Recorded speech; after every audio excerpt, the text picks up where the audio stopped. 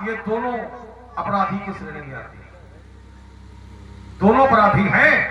और ये तीसरे भी अपराधी होते हैं। तो इसलिए धनुष तोड़ने वाले ने धनुष को तोड़ करके अपराध किया है, ये सिद्ध हो गया है। और जब अपराध किया है तो अपराधी सिद्ध है। अब उसकी जानकारी हमें करनी कि धनुष तोड़ा किसने है, उसके विषय में लगा हूं। और आइए, राजकुमार लक्ष्मण, यहां पर तुमने एक बिंदु रखा कि राजाओं का समय अच्छा नहीं है, क्योंकि न तुम्हारे जिन है सब राजा, राजाओं का समय अच्छा नहीं है। आए थे विवाह करने और यहां मारने की घोषणा हो गई है। ये राजा क्यों मारे जाएंगे? राजा इसलिए मारे जाएंगे क्योंकि धनुष तोड़ने वाला है अपराधी, और अपराधी का समर्थन करने वाले कौन होते हैं? अपराधी का जो समर्थन करते हैं वो कौन होते हैं? वो भी होते हैं अपराधी। इसलिए न तुम्हारे जय हैं सब राजा। अगला बिंदु है, तुमने कहा कि देखिए, एक दोषी भले छूट जाए लेकिन निर्दोष को दंड नहीं मिलना। क्यों भैया, यही न्याय है? मतलब दोषी छूट जाए तो दोषी समाज में अपराध करे, अपराधी छूट जाए तो इससे अपराध की संख्या, अपराधियों की संख्या घटेगी कि बढ़ेगी? ये न्याय नहीं है। अपराधी को दंड मिलना चाहिए कि नहीं मिलना चाहिए? और अगर अपराधी छूट रहा है तो ये न्याय है, ये न्याय है, इसको न्याय कहेंगे। अपराधी छोड़ा जा रहा है, तुम तो राजा के लड़के हो, तुम्हारे यहां तो राज दरबार लगता है, बहुत पीड़ित आते हैं, तो क्या ये कह करके छोड़ दिया जाएगा कि एक दोषी भले छूट जाए लेकिन निर्दोष को दंड यदि मिल रहा है, ये भी न्याय नहीं है। और दोषी अगर छूट रहा है, ये भी न्याय नहीं है। तो एक अर्धाली तुमने पढ़ी कि यहां भले छूट जाए लेकिन वहां नहीं छूटेगा। तो भैया, दंड विधान आप किस लिए बनाए गए? ये राज दरबार न्यायालय किस लिए बने? इसीलिए तो बने हैं कि अपराधी को दंड मिलना चाहिए। एक अर्धाली तुमने पढ़ी है, शुभ अब अशुभ कर्म अनुहारी और ईश दे हृदय विचारी। वहां से नहीं बचेगा, वो यहां जो भी कर्म करेगा, अच्छा करेगा तो वहां अच्छा फल मिलेगा, बुरा कर्म करेगा तो बुरा फल मिलेगा। तो एक मेरा चिंतन गया कि राजा प्रताप भानु के परिवार ने ऐसा कौन सा अशुभ कर्म किया था, ऐसा कौन सा बुरा कर्म किया था जो हो निशाचर जाई नृप मूल सहित परिवार, उसके परिवार ने, क्योंकि अर्धाली तुमने पढ़ी है, शुभ और अशुभ कर्म अनुहारी और ईश दे हृदय विचारी। उसके परिवार ने ऐसा कौन सा अनुचित कर्म किया था, अशुभ कर्म किया था, बुरा कर्म किया था जो निशाचर होने का उसे श्राप मिला। और आइए, अजामिल का आप लोगों ने नाम सुना होगा। अजामिल का, भैया अजामिल के कर्म कैसे थे? अच्छे थे कि बुरे थे? पहले अच्छे थे, बाद में फिर अशुभ हो गए हैं।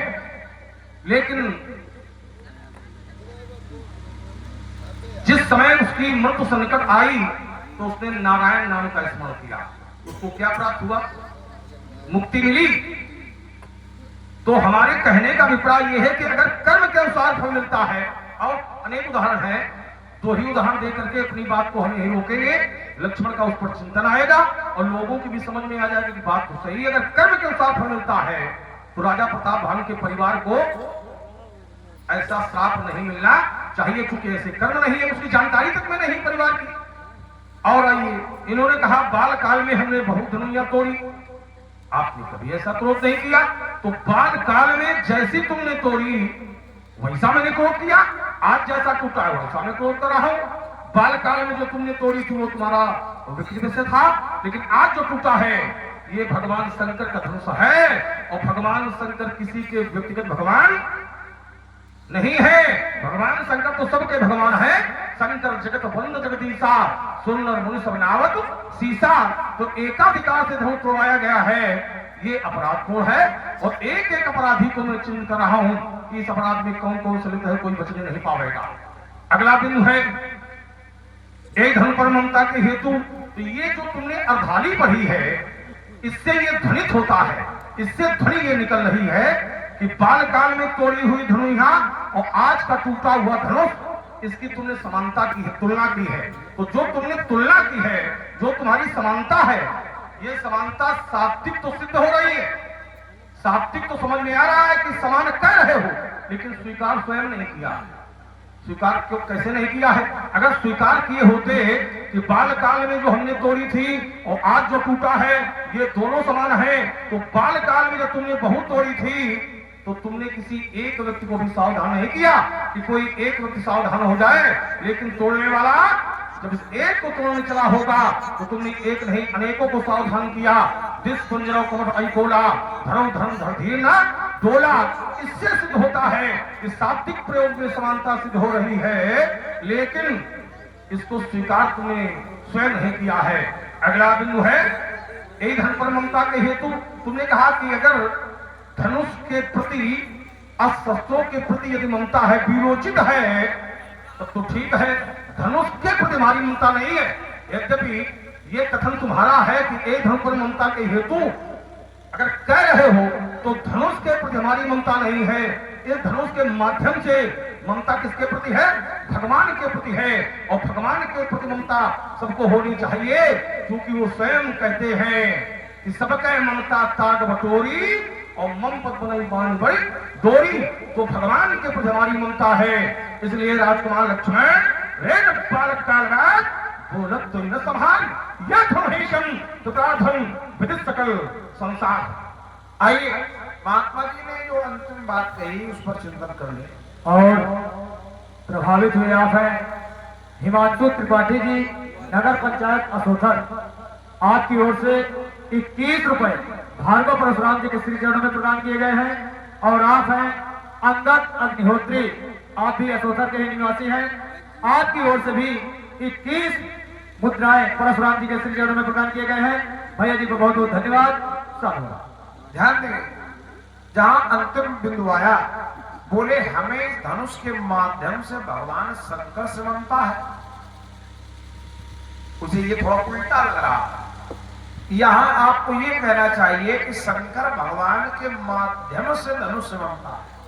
अगर धनुष के माध्यम से ममता शिव जी से है तो धनुष टूट गया तो ममता समाप्त हो जाती है। विचार कीजिए। हाँ, ये कहो कि शंकर भगवान के माध्यम से हमको धनुष मिलता है तो वो तो ठीक है, क्योंकि हम धनुष रहे न रहे, लेकिन वो तो है, वो तो संसार में रहेंगे, थे और हैं भी।